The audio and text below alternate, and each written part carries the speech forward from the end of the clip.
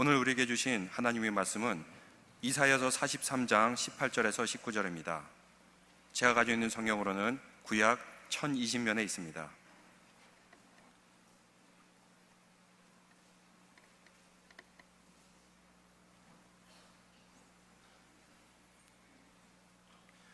이사야서 43장 18절에서 19절까지 같이 한 목소리를 읽겠습니다. 너희는 이전 일을 기억하지 말며 옛날 일을 생각하지 말라. 보라, 내가 새 일을 행하리니 이제 나타낼 것이라. 너희가 그것을 알지 못하겠느냐? 반드시 내가 광야의 길을, 사막의 강을 내리니. 이 세상에 수많은 사람들이 그들의 인생의 여정에 있어서 성공을 거두기를 열망합니다. 그러나 성공을 원하는 사람들이 가지는 가장 큰 문제가 있는데, 그것은 성공을 하느냐 못하느냐 그 자체에 있는 것이 아니라 사람들의 성공을 가로막는 진정한 장애물이 있습니다. 그것은 뭐냐 하면은 성공을 바르게 이해하지 못하는 것입니다. 무엇이 참된 성공인지를 이해하지 못하는 데 있습니다. 유명한 저자 볼트비 바콧이라는 분은 그것을 이렇게 진단하고 있습니다. 우리가 가장 흔히 저지르는 실수이자 많은 대가를 치르는 것 중에 하나는 성공을 어떤 천재적인 것 혹은 우리가 갖지 못하는 그 어떤 것을 갖는 것으로 사람들은 쉽게 속단한다, 이렇게 얘기하고 있습니다. 여러분, 성공이 뭡니까? 많은 사람들이 성공이라 할 때 성공을 이렇게 막연하게 생각합니다.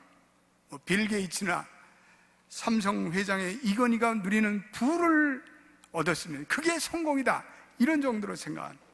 아인슈타인의 그 놀라운 천재성, 지능, 그런 거 성공이라고 생각합니다. 마이클 조단의 그 날렵한 운동 실력, 그 성공이라고 생각합니다. 도널드 트럼프의 놀라운 사업수단, 그리고 스티브 잡스의 상상력, 이런 것이 성공이라고 막연히 생각을 합니다. 그렇지만 우리가 과연 그런 사람이 될 수 있습니까? 우리는 이러한 성공은 우리가 받아들여야 할 성공의 진실과는 거리가 멉니다. 나의 성공이 다른 사람같이 되는 것이라고 생각하는 함정에서 우리는 벗어나야 합니다. 우리는 성공에 대한 잘못 그림을 그리고 있습니다. 많은 사람들이 성공을, 부를 축적하고 돈을 많이 버는 것이라고 생각합니다. 그렇지만 그 부가 진정한 만족과 진정한 성공을 가져다 주지를 않습니다. 평생에 수백억 불을 자선 사업에 기증했던 존 디 락펠러는 기자들이 그에게 이렇게 물었습니다. 당신은 돈을 얼마나 많이 벌면 만족하겠습니까? 이런 질문을 기자들이 던졌습니다. 그랬더니 이 록펠러가 이렇게 대답했다고 합니다. 조금만 더요. 그는 많은 재산을 가지고 있음에도 불구하고 그는 조금만 더 필요합니다. 잠언의 솔로몬 기자는 돈을 사랑하는 자는 자기의 번 것에 결코 만족하지 못한다, 이런 말을 던지고 있습니다. 어떤 사람은 성공을 권력의 장악이라고 생각합니다. 그런데 우리 현대사에서 보면 권력을 장악한 후에 독재자가 되어 그 독재자의 말로가 비참하게 이렇게 허망하게 권좌에서 쫓겨나는 경우가 얼마나 많습니까? 아니면 비참한 최후를 마치는 그러한 경우도 우리는 권력의 소유자들 통해서 보게 됩니다. 어떤 사람은 성공을 성취라고 합니다. 자기의 목표를 달성하는 거죠. 그래서 그 성취를 그런데 이루고 나면 허무하고 허전한 것이 인간의 성취입니다. 저는 미국에서 유학생활하면서 박사학위를 받은 많은 사람들이 훗날에 그들의 성공에 대해서 이렇게 얘기하는 것을 보았습니다. 그들은 그 학위의 성취가 자신의 인생의 모든 것이 달려있다고 파악하는 그분들이 박사학위를 받고 나서 이렇게 할 수가 있다, 그렇게 고백하는 이야기를 듣게 되었습니다. 그 성공이 진정한 성공이라면 그 성공을 거두고 나서 그 사람이 그렇게 허무하게 허전하게 느낄 수가 있습니까? 여러분, 성공이 무엇입니까? 저는 목회를 하면서 참된 성공이 무엇인가라는 명제를 놓고 많이 생각해 보았습니다. 우리는 특별히 이 하나님의 자녀로, 우리는 하나님의 자녀로서의 진정한 성공이 무엇인가? 우리는 질문해야 합니다. 우리는 세속적인 성공이 아닌, 그러나 하나님이 원하시는 진정한 영적인 성공을 이루는 삶을 살아야 한다고 믿습니다. 저는 어느 날부터 우리 성도들에게 있어서 진정한 성공이라는 것은 하나님께서 내게 주신 인생의 목적을 바르게 깨닫는 것이다, 이런 식의 확신이 찾아왔습니다. 한번 저를 따라서 해보실까요? 진정한 성공이란 하나님이 내게 주신 인생의 목적을 발견하는 것이다. 여러분, 그렇게 믿습니까? 하나님이 내게 주신 인생의 목적이 무엇이냐? 그래서 우리는 한마디로 표현한다면 그것은 하나님의 비전이라고 표현할 수가 있습니다. 하나님의 비전을 깨닫고 내게 주신 잠재력을 발휘해서, 내게 주신 최대의 잠재력을 발휘해서 내가 그것을 추구하며 살아가는 삶, 그리고 언젠가 그 얻어진 열매들을 다른 사람과 나누고 다른 사람을 복되게 하고 다른 사람에게 유익한 씨앗을 뿌리는, 나누고 베푸는 사람이 되는 것, 아브라함의 복을 나눠주며 아브라함의 복을 유통하는 여러분 되시기를 주의 이름으로 축원드립니다. 하나님이 이 땅에 우리를 보내주신 목적을 분명히 알 때 우리의 삶은 소망과 기쁨으로 거듭납니다. 우리의 인생에는 새로운 에너지가 넘쳐납니다. 그 목적을 알고 움직이는 그 순간부터 우리의 삶은 변함. 그러므로 우리는 세상의 복을 구하는 일보다는 먼저 하나님의 목적, 하나님의 비전을 추구하는 삶을 살아야 합니다. 하나님은 우리 한 사람 한 사람을 다 독특하게 창조하셨습니다. 지구 60억이 넘는 사람 중에 똑같은 사람은 한 사람도 없습니다. 심지어는 쌍둥이조차도 다릅니다. 하나님은 다양한 사람들을 다양하게 창조하셔서 하나님의 다양한 비전과 목적을 추구하도록 하셨습니다. 바울에게는 하나님이 주신 이러한 비전이 있었습니다. 바울은 그것을 고린도전서 9장 16절에 이렇게 말씀하고 있습니다. 우리 한번 읽어보겠습니다. 시작. 내가 복음을 전할지라도 자랑할 것이 없으면 내가 부득불할 일이라. 만일 복음을 전하지 않으면 내게 화가 있을 것이로다. 내가 복음을 전할지라도 자랑할 것이 없는 것은 내가 부득불할 일입니다. 여러분, 복음을 전하지 않으면 내게 화가 있을 것이로다. 바울에게 있어서는 복음을 전하는 것이 그의 비전입니다. 내가 부득불하지 않으면 안 될 그것, 그 무엇이 있어라도 반드시 성취해야만 하는 그것, 그게 하나님의 비전이에요. 그러한 일이 여러분과 제게 있습니까? 왜 아멘이 없어요? 우리의 삶을, 우리의 모든 것을 바쳐서 내가 올인해야 되겠다고 믿는 그 사명감, 그것이 바로 인생의 비전입니다. 그것이 하나님이 우리에게 주신 비전입니다. 유명한 심리학자 빅터 프랭클은 이렇게 말합니다. 누구나 인생에서 걸어가야 할 고유한 소명 혹은 임무가 있다. 사람은 누구에게나 충족시켜야 할 어떤 구체적인 임무를 달성해야 한다. 그렇기 때문에 어떤 사람도 다른 사람에 의해서 대치되지 못하며 그 인생은 반복되거나 모방될 수 없다. 모든 사람의 임무는 그것을 이행할 특수한 기회만큼 고유하다. 한마디로 모든 사람들에게 각기 독특한 인생의 비전을 하나님이 주셨다는 그런 말이에요. 우리는 하나님이 주신 그 독특한 비전을 향해 달려나가야 합니다. 우리가 태어난 목적, 우리는 하나님이 주신 비전을 찾기 위해서 우리가 몇 가지 이런 질문을 던져야 되는데, 첫째로는 나는 무엇을 찾고 있는가? 사람들은 다 자기의 가슴 속에 솟구쳐 오르는 강렬한 소망이 있습니다. 열망이 있습니다. 우리의 영혼을 타오르게 만드는 그 무엇이 있습니다. 어떤 사람은 그것을 찾기 위해서 자신의 인생의 절반을 허비하고 나서 그것을 발견한 그런 분도 계십니다. 두 번째, 나는 왜 태어났는가라는 질문을 던져야 합니다. 어느 누구도 그에 받은 그러한 은사와 재능과 가족 배경과 미래, 추구하는 미래가 동일하지 않습니다. 나 자신의 인생을, 다른 사람의 인생을 카피하는 인생으로 우리는 살아서는 안 됩니다. 지금껏 내게 주어주신 그 모든 인생의 기회와 하나님께서 내게 무언가 말씀하시는 그 숙명적인 사명, 내가 그것을 깨달아야 돼. 내가 그것을 들어야 돼. 이러한 요소들을 내가 객관적으로 발견하는 노력을 게을리해서는 안 됩니다. 그럴 때 우리는 이미 우리의 인생의 목적을 발견하기 위해서 많은 일을 이루고 있는 셈입니다. 세 번째는 내 자신의 잠재력을 파괴하는, 유명한 장애인 대통령 루즈벨트는 이렇게 우리에게 충고하고 있습니다. 여러분들이 서 있는 이 자리에서 여러분들이 가지고 할 수 있는 그 일을 행하십시오, 이렇게 얘기하고 있습니다. 진정한 성공이라는 것은 하나님이 내게 주신 잠재력을 통해서 그걸 개발하고, 그리고 그것을 하나님 나라를 위해서 헌신하는 것입니다. 우리의 잠재력이라는 것은 하나님이 주신 선물입니다. 이 선물을 우리는 깨닫고 발견하고 개발하고, 그래서 이 잠재력을 통해서 우리가 성취한 모든 것을 하나님의 나라 확장을 위해서 드리는 여러분 되시기를 바랍니다. 오늘 우리가 읽은 이사야 본문은 그런 의미에서 하나님의 비전이라는 측면에서 대단히 우리에게 놀라운 통찰력을 제공해 주는 말씀입니다. 오늘 본문 18절을 우리 한 번만 더 읽어보겠습니다. 같이 읽어보겠습니다. 시작. 너희는 이전 일을 기억하지 말며 옛날 일을 생각하지 말라. 너무나 귀한 말씀.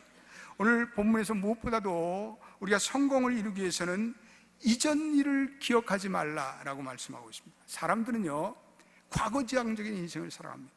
지난날의 나의 상처, 나의 실패, 아픔에 염려해서 새로운 출발을 하지 못하고 그것들에 의해서 인생의 발목을 잡히는 경우가 얼마나 많습니까? 성경은 이렇게 말합니다. 하나님께서 잊어버리신 너의 죄를 다시는 너도 기억하지 말라. 한번 하나님의 자녀가 됐으면 세상에서 재미났던 그런 일들은 이제는 더 이상 기억하지 말아야 되죠. 하나님의 자녀가 됐는데, 그때 내가 그때 그 시절이 좋았다.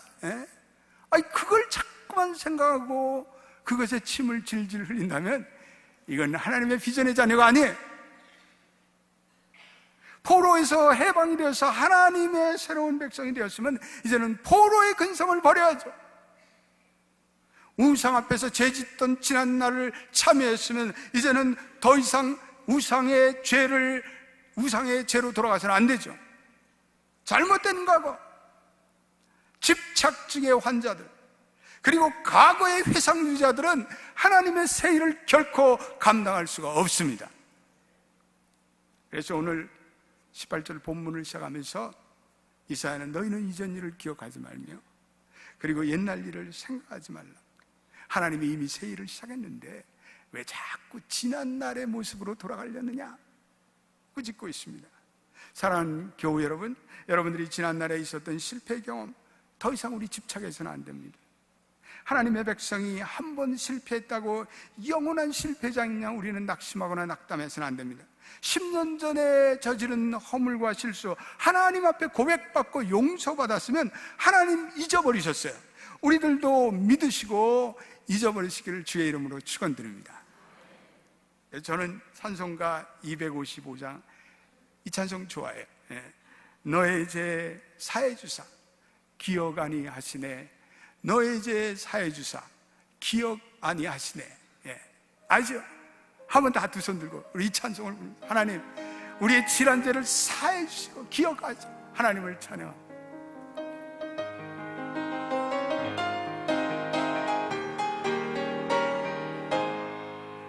너의 죄 사해주사 기억 아니하시네. 너의 죄 사해주사 기억 아니하시네.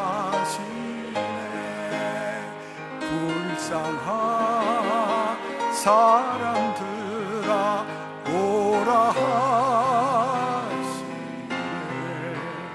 너희의 죄 사해주사 너희의 죄 사해주사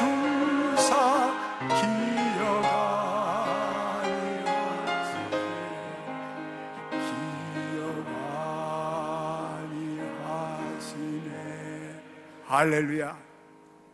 하나님은 더 이상 기억하지 않습니다. 여러분, 하나님의 사랑이 무엇이라고 생각하세요? 하나님의 사랑은 더 이상 기억하지 않으시는 거예요. 할렐루야. 하나님의 사랑은 용서해 주시는 거예요.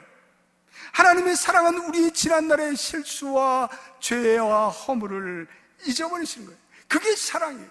우리 기독교의 복음은 용서와 그러므로 속죄의 기쁨의 복음입니다.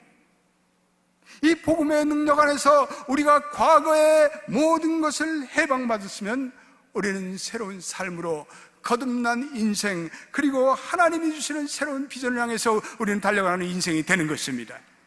과거에 있었던 쓰라린 경험들, 지난날의 내 기쁨과 행복과 평강을 앗아갔던 모든 죄책감들, 이제는 십자가 앞에 내려놓고 이제는 성령의 도우심으로 새로운 인생을 살아가는 여러분들 되시기를 주님의 이름으로 축원드립니다.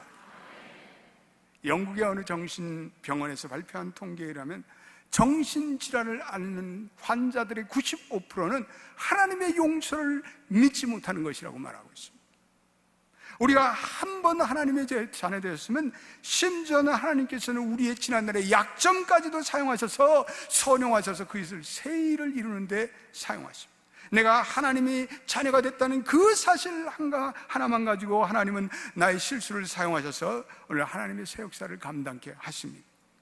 마귀는요, 이 마귀 새끼는 마귀 새끼지 뭐, 마귀 자식이고, 마귀는 우리의 과거의 실패를 끄집어내는데 이건 선수야, 선수. 전문가예요, 전문. 그래서 하나님을 떠나 살던 그 시절을 자꾸 떠올려서, 이야, 니까지 무슨 하나님의 자녀가 됐느냐, 그때 너를 생각해. 어린 시절에 상처받은 것을 자꾸 생각나게 해요. 이전에 내가 실패한 그 실패의 경험이 나를 동함해요. 이거 다 사탄 마귀의 전략이에요. 우리는 넘어가면 안 돼.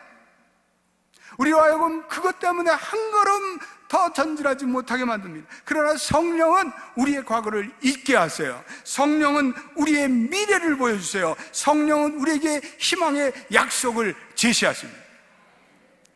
같이 읽어보겠습니다. 시작. 보라, 내가 새 일을 행하리니 이제 나타날 것이라. 너희가 그것을 알지 못하겠느냐? 반드시 내가 광야의 길을, 사막의 강을 내리니. 너희가 현재 지금 이 어둠의 시간, 연단의 세월을 디딛고 이제는 하나님의 비전이 속히 나타날 것이니 너희가 그 비전을 안고 절망의 자리에서 일어서라. 보라, 새 일을 행하리니 이제 나타날 것이라. 그러면 하나님이 원하시는 비전의 삶을 위해서는 예전을 바라보고 이전 일에 얽매였던 그러한 과거지향적인 포커스에서 미래지향적인 포커스로 바꿔나가라는 거예요. 이 비전이라는 것은 한마디로 인생의 포커스를 바꾸는 거예요. 옆에 분들에게 인사했어요. 비전이란 인생의 포커스를 바꾸는 것입니다. 이렇게 한번 인사했어요. 다. 여러분, 비전이라는 것은 내 인생의 포커스를 바꾸는 거예요. 인생의 포커스를 미래를 향하는 거예요. 요즘에 미국에서 지난주에도 민주당 전당대회가 한참인데 민주당 전당대회가 샤롯에서 열렸습니다. 수많은 사람들이 그 오바마 대통령과 클린턴 대통령의 연설을 들으며 아주 마음에 흥분을 느꼈습니다. 수많은 민주당 대통령 이 대의원들이 제가 텔레비 보니까 피켓을 들고 있는데 그 피켓에 뭐라고 써 있냐면 forward 이렇게 써 있어요. forward, 앞으로 전진하라. 과거에는 어땠는지 모르겠어요. 앞으로 전진하라. forward. 오늘 이사야 선지자가 이스라엘 백성들에게 forward. 바벨론 백성들이 바벨론 포로가 되었던 이스라엘 백성들이 잊어야 할 것이 몇 가지 있었어요. 과거에 그들이 이룩한 승리의 신화예요. 그들이 출애굽을 하면서 그리고 가나안 정복 전쟁에서 가는 곳마다 대성을 거뒀어요. 그러다가 그들은 죄를 짓고 교만하다가 그리고 가나안에서 주신 하나님의 승리를 잊어버리고 그들은 교만하다가 그들의 나라는 분열되고 말았어요. 그들의 나라는 나누어지고 말았어요. 그들은 지난날에 이룩한 그 화려한 가나안 땅의 승리와 이력이 결코 바벨론에 와 있는 그들을 자유케 하지 못합니다. 그러므로 그들에게 이제는 그 포로의 삶 속에서 하나님이 주시는 새로운 비전과 새로운 목표와 새로운 기적이 그들에게 필요했어요. 저는 우리 이민자들도 마찬가지라고 생각해요. 적지 않은 이민자들이 한국에서의 이력서를 놓치지 않으려고 해요. 한국에서 자기가 이룩한 성취를 놓지 않으려고 해요. 과거에 내가 이뤘던 한국에서의 성취를 즐겨 이야기해요. 여러분, 그런데 그게 무슨 소용이 있어요? 영어로 so what? 한국의 국회의원 한 것이 여기 미국에서 무슨 소용이 있어요? 한국의 재벌이 여기서 무슨 소용이 있냐고요? 한국에서 재벌을 하시던 어떤 분들은 지금 도미니카 와서 선교사가 되었어요. 훌륭하신 분이죠. 내가 과거에 이룩한 이력들, 성취한 성공의 이력들, 이 미국 땅에 오면 오히려 장애물이 돼요. 거침돌이 돼요. 그 알량한 자존심 땅에다 파묻어 주십시오. 아무런 소용이 없어요. 이 땅은 새로운 땅이에요. 이 땅은 새로운 삶의 장이에요. 과거는 잊어버리고 하나님이 주신 새로운 미래를 향해서 달려나가야 되는 거예요. 어떤 분들은 미국에서 70년대, 80년도에 그 이룩한 성공의 신화를 버리지 못하고 살아가는 분들이 있어요. 그래서 그때 돈 많이 번 얘기를 종종 하세요. 목사님, 제가 그때는 돈을 마대로 퍼담았습니다. 그 돈 어디 갔어? 그 없어진 돈 얘기하면 뭐하노? 밤새도록 집에 와서 돈 세는 재미가 쏠쏠했습니다. So what? 그 돈으로 헌금해야지. 여러분, 그런 good old days는 is over. Good old days is over. 그런 좋은 시대는 이제는 지나고 없습니다. 아니, 그러한 성공의 시대가 앞으로 우리의 시대에는 다시는 찾아오지 않을 수도 있어요. 우리 모두는 새로운 환경, 우리는 새로운 상황에 포커스를 맞춰서 우리 새로운 인생을 살아가야 돼요. 이제는 방만한 경영은 해서는 안 돼요. 이제는 사치한 생활 방식으로는 살아갈 수가 없어요. 미국 경제가, 글로벌 경제가 우리에게 새로운 도전을 주고 있는 거예요. 우리는 검소하고 전략하며 살아야 돼요. 우리는 실용적으로 살아야 돼요. 그래서 우리의 포커스를 바꾸는 거예요. 그리고 이제는 우리는 하나님의 나라와 그 의를 구하라는 하나님의 삶의 대의를 가지고 사는 그러한 사람에게는 하나님이 은혜를 베푸시고 하나님이 필요한 것을 공급하시고 하나님의 나라에 필요한 자원들을 그런 분들에게 공급해 주실 줄로 믿습니다. 우리는 새로운 하나님의 대의를 가지고 살아가야 돼요. 그러한 자들만이 이 세상에 서바이브할 수 있는 세상이 되어가고 있습니다. 교회적으로도 우리는 새로운 비전이 필요해요. 새로운 포커스가 필요해요. 연합교회가 지난날 이룩했던 성공의 신화를 거기에 안주해서는 안 돼요. 모든 교인들이 예전에 했던 그런 사고방식으로는 사역해서는 안 돼요. 교회가 이 처절한 환경에서 살아남기 위해서는 교회가 창의적이고 혁신적인 교회가 돼야 돼요. 교회가 섬김의 리더십이 필요해야 돼요. 교회는 군림하는 데가 아니에요. 교회는 사람들을 섬기는 데예요. 교회가 친절해야 돼요. 우리 모든 사람들이 이 연합교회에 있는 교인들은 누구나가 What can I do for you? What can I serve you? 이런 마음으로 사역하고 이런 마음으로 섬기고 이런 마음으로 친절한 교회가 되기를 주님의 이름으로 축원드립니다. 교회는 규제하는 것이 아니에요. 교회는 성도들에게 꿈을 주는 것이에요. 교회는 성도들에게 비전을 주는 것이에요. 그래서 성도들의 마음에 감동이 들어서 그래서 사역하게 만드는 것이 교회예요. 그래서 교회는 성도들에게 영적인 동기부여를 해서 그래서 성도들이 기쁜 마음으로 헌신하고 그리고 감격한 마음으로 헌신하고 그것을 배우는 것이 교회예요. 세상에 그러한 것은 교회밖에 없어요. 하나님의 은혜를 받고 감격해서 사역하고 그리고 하나님께 영광 돌리고 우리 연합교회는 그러한 교회가 되시기를 예수의 이름으로 축원드립니다. 저희 교회는 65세 이상 넘는 어르신들이 굉장히 많습니다. 또 적지 않은 분들이 은퇴하고 이 아틀란타가 아주 삶의 제2의 고향처럼 찾는 분이 많습니다. 아틀란타 재난이 없죠. 코리안 인프라가 많죠. 식당이 많죠. 먹거리가 많죠. 왜 아멘도 안 하는지 몰라. LA 갔더니 어떤 사람이 아틀란타에 한국 식당이 있습니까? 그래요. 아유, 무식한 사람.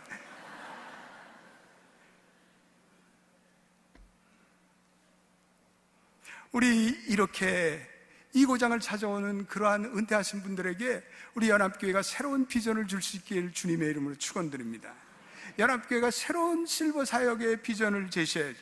예전에 하던 시대는 해서는 안 돼. 더 기도하고 아이디어를 모으고 의견을 수렴해서 새로운 사역, 새로운 비전을 제시할 수 있어야 돼요. 저에게는 젊은 부부들도 많아요. 이 젊은 부부들의 자녀들이 많은데 이 요즘의 젊은 부부들은 자기 새끼들에 대해서, 자기의 자식들에 대해서 이 교육적인 열망이 대단해요. 상상을 초월해요. 우리가 그들에게 무엇을 줄지, 우리가 그들의 자녀들을 이 혼란한 가치관이 혼돈된 세상에서 어떻게 교육할지, 우리가 어떠한 신앙의 교육을 시켜야 할지 우리는 치열하게 고민하고 고민해야 돼요. 그래서 그들을 향해서 자녀 양육을 한 하나님의 새로운 비전을 제시해야 돼요. 우리 연합교회가 우리의 자녀들에게 새로운 꿈의 땅이 되기를 주의 이름으로 축원드립니다. 여러분, 오늘날 이 시대를 보십시오. 오늘 우리가 살아가는 이 시대는 종말론적인 초점이 가득 찹니다. 오늘 요즘에 한국에 일어나는 일들을 보십시오. 한국의 음란과 성범죄들이 나라를 도배하고 있습니다. 오늘 어린 자녀들이 성폭행을 당한다는 기사가 매일마다 실리고 있습니다. 인터넷의 강국이라고 하는 나라가 이제는 그 인터넷이 이 범죄의 소굴이 되고 범죄의 해방구가 되고 있습니다. 지난 세기에 우리 경험하지 못했던 이 지구상의 기상의 이변들이 속속 일어나고 있습니다. 앞으로 이 지구상에는 어떠한 기상의 이변이 일어날지 우리는 예측할 수 없는 시대에 살아가고 있습니다. 성경 말씀 그대로 종말에는 사람들이 싸납고 그리고 무정하고 다투기를 끝이지 않는다고 말하고 있습니다. 여러분, 미국에 쉴 새 없이 총기 사건이, 총기 난동이 울려 퍼지고 있습니다. 결혼의 존엄성을 파괴하는 그러한 가치관의 변화들이 속속 일어나고 있습니다. 과거에는 도저히 상상할 수도 없던 일들이. 이번에 민주당 전당대회를 하는데 정강에서 민주당 전당대회는 정강에 이미 하나님이란 말이 실종이 됐어요. 근데 이번에 딱 한 번 넣었대. 그런 세상이 됐어요. 하나님을 넣지 않은 그것을 대의원들에게 투표를 붙였는데 많은 사람들이 야유를 하더래. 여러분, 그런 세상이 되어가고 있습니다. 미국이 언제부터 그런 세상이 되었습니까? 도저히 상상할 수 없는 일들이 오늘 우리의 시대에 일어나고 있습니다. 우리는 이 급격히 세속화를 치달리는 이 시대에 우리는 하나님의 백성들은 예수 그리스도로 한 강력한 믿음의 고백과 그리고 강력한 하나님의 비전을 갖지 않는다면 우리는 이 세상의 유혹과 시험에 우리는 실족하고 넘어질 수밖에 없어요. 우리는 비상하게 신앙생활을 해야 돼요. 우리는 비상한 마음으로 우리의 자녀들을 믿음으로 양육해야 돼요. 오늘 하나님께서 이사야 선지를 통해서 너희는 그것을 알지 못하겠느냐? 이것은 영어로 알지 못하겠는, 알다는 perceive라는 단어를 쓰고 있는데 이것은 야다라는 히브리어를 쓰고 있는데 이것은 주목해보라, 깊이 인식하라, 잘 심층적으로 이해하라, 이런 것이 하나님의 비전을 잘 심층적으로 보라, 그런 말도 됐지만 너희가 오늘 이 시대에 일어나는 이 모든 세상의 조짐들을 잘 기도하는 마음으로, 묵상하는 마음으로 파악하라. 도대체 어떠한 일이 일어나는가, 그것이 우리의 인생과 우리의 자녀와 우리의 미래에 어떠한 영향을 미치는가, 너희들이 그것을 깨달아야 된다, 이런 말씀이에요. 우리 위기의 시대에 살고 있어요. 절대 위기 시대예요. 그러나 위기의 시대에는 언제나 하나님의 기회를 내포하고 있습니다. 여러분 믿습니까? 위기의 시대에 하나님의 비전이 더욱더 선명히 나타날 줄로 믿습니다. 절망의 땅에 비관하는 이스라엘 백성들에게 선지자 이사야는 하나님의 비전을 새롭게 제시합니다. 선지자라는 것은 그 시대가 망해가는 그 시대에, 절망의 시대에 하나님의 비전을 걸어놓고 백성들이여 이 하나님의 비전을 따르십시오 라고 선포하는 것이 하나님의 선지자예요. 하나님의 비전을 삼아 내 인생에 그 비전을 가지고 새롭게 설계하고 새로운 비전의 여정을 떠나려고 하는 분들에게는 하나님께서 반드시 새로운 비전의 지도, 새로운 비전의 맵을 주실 줄로 믿습니다. 하나님의 비전은 이건 하나님의 생각과 방법으로만 이루어져요. 진정한 성공은 언제나 전통적인 사고 그리고 기존의 틀을 깨트리고 나갈 때 이건 성취되는 거예요. 이거는 진정 인간의 방법과 인간의 생각이 아닌 이거는 하나님의 방법으로 순종할 때 하나님이 주시는 선물이며 하나님이 주시는 은혜며 하나님이 주시는 비전이에요. 그것을 잠언 3장 5절과 6절에는 이렇게 설명하고 있습니다. 우리 한번 읽어보겠습니다. 그 하나님의 비전을 이루는, 하나님의 비전을 성취하는 그 말씀이 어떠한 말씀입니까? 잠언 3장 5절과 6절, 얘가 왜 안 나타나는가? 자, 같이 읽어보겠습니다. 시작. 너는 마음을 다해 여호와를 신뢰하고 내 명철을 의지하지 말라. 너는 범사의 그를 인정하라. 그래야면 내 길을 지도하시. 할렐루야. 내 명철을 의지하지 말라. 인간의 명철을 의지해서는 안 돼요. 인간의 명철은 때때로 그것이 과학적이고 올바른 것이 될는지도 모르지만 그러는 그 명철은 결국은 어떤 때는 범죄를 더하게 만들고 인터넷을 만들어서 인간의 범죄가 더 무성하게 일어나고, 우리는 범사의 그를 인정해야 돼요. 우리는 범사의 그를 인정할 때 하나님께서 내 길을 인도하시리라. 할렐루야. 우리는 하나님이 주시는 비전을 받기 위해서 우리는 하나님의 말씀을 더욱더 사모해야 돼요. 말씀만이 하나님의 비전과 하나님의 지혜를 터득하는 통로가 되어야 돼요. 우리는 회개하는 마음으로, 우리는 기도하는 깨끗한 마음으로 기도할 때 우리에게 하나님의 음성이 들릴 줄로 믿습니다. 그 하나님의 비전, 그 하나님의 계획이 우리 모두의 인생의 스토리를 바꿔나가기를 주님의 이름으로 축원드립니다. 기도합시다. 오늘 기도할 때 여러분들의 마음속에 나는 이제 늙었어, 나는 하나님의 비전이 필요 없어, 이렇게 생각하시는 분이 계세요? 아닙니다. 바로 그러한 생각을 할 때만이 하나님의 비전이 필요한 것입니다. 하나님이 이제는 여러분들에게 제2, 제3의 새로운 인생을 살 기회를 주십니다. 이제껏 자기만을 위해서 살아갔던 사람들이 여기 계시면 이제는 하나님, 나 남은 인생은 하나님의 나라의 비전을 위해서, 그리고 이 하나님의 비전을 전하고 복음을 전하고 그 일에 나를 사용하여 주옵소서. 이제는 하나님, 너희는 그의 나라와 그의 의를 구하는 그러한 인생의 하나님의 축복으로 인도하여 주옵소서. 내 잠재력을 개발하여 그 잠재력을 통해서 많은 사람들을 섬기고 돕는 그 일에 나를 사용하여 주옵소서. 우리 한번 2분 동안 통성으로 기도하겠습니다. 기도하며 결단하겠습니다. 하나님, 우리에게 은혜를 내려 주옵소서. 하나님의 비전의 음성을 듣게 되기를 원합니다. 우리 합심해서 이 시간에 기도하겠습니다. 주여 아버지 하나님, 하나님의 비전을 주옵소서. 하나님의 은혜를 주옵소서. 이제는 아버지 하나님이여, 이 세상이 너무나 깡파하게 되고, 이 세상이 아버지 하나님 너무나 어둡고, 이 세상이 아버지 하나님이여 하나님을 알지 못하는 세상적으로 흘러가고 있습니다. 주님, 하나님의 백성들에게 은혜를 주옵소서. 하나님의 백성들에게 하나님의 비전을 들을 수 있는 음성을 주옵소서. 하나님의 백성들에게 하나님의 비전을 듣고 이제는 그의 나라와 그의 의를 구하여 살아갈 수 있는 믿음의 결단들이 있게 되기를 원합니다. 연합자에게를 아버지를 사용하여 주시고 다시 한번 비전의 교회가 되기를 원합니다. 하나님을 사랑하는 교회가 되기를 원합니다. 성령의 음성을 듣는 교회가 되게 하여 주옵소서. 하나님, 우리의 인생에 하나님의 비전이 필요합니다. 우리의 인생에 우리는 남의 인생을 카피하는 것이 아니라, 모방하는 것이 아니라 하나님이 주시는 내게 고유한 그 비전을 가지고 단련하는 우리 연합교회 모든 성도들이 되게 하여 주옵소서. 하나님, 더욱더 말씀을 읽어가며 기도에 힘쓰며 하나님이 주시는 그 비전을 깨달아갈 때 하나님의 놀라운 은혜가 우리의 인생의 새로운 비전의 여정으로 나타날 줄로 믿습니다. 예수님의 이름으로 기도드립니다. 아멘.